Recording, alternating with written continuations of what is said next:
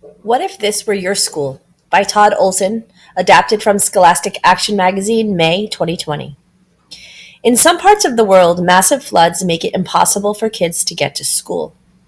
So the classroom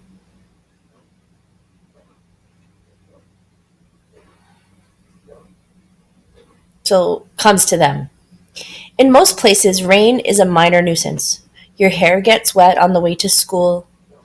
You have to wear an ugly jacket. If it's really bad, your soccer game might get canceled. But if you live in the Asian country of Bangladesh, it could be a lot worse than that. Every summer, huge storms pound Bangladesh. Flooding leaves roads underwater. Villages are cut off from the rest of the world. And kids can't get to school unless their schools can float. Flooded out. Bangladesh is in South Asia, just east of India. From June to October, the entire region gets hit by giant rainstorms called monsoons. More than a foot of rain can fall in a week. In 1998, the monsoons were especially bad.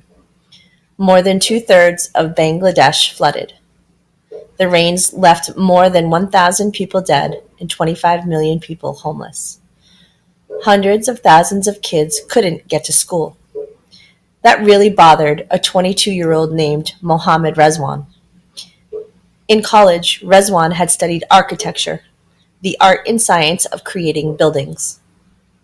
The young architect wanted to do something useful with his education, so he decided to design floating schools.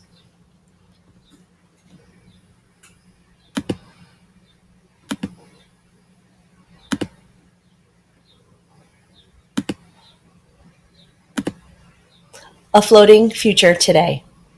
Rezwan runs more than 20 floating schools. Instead of waiting by the road for a bus every morning, students go to the riverbank. A boat picks them up and moves on to the next stop. When it's full, the boat docks. Then the school day starts, no matter how hard it rains. Each school boat can hold a class of 30 kids. The boats use solar power to create electricity for lights. Some are stocked with books, laptop computers, printers, and mobile phones.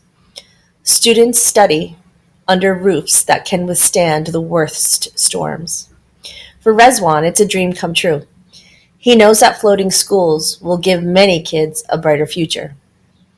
If the children can't go to school, he said, then the schools should go to them.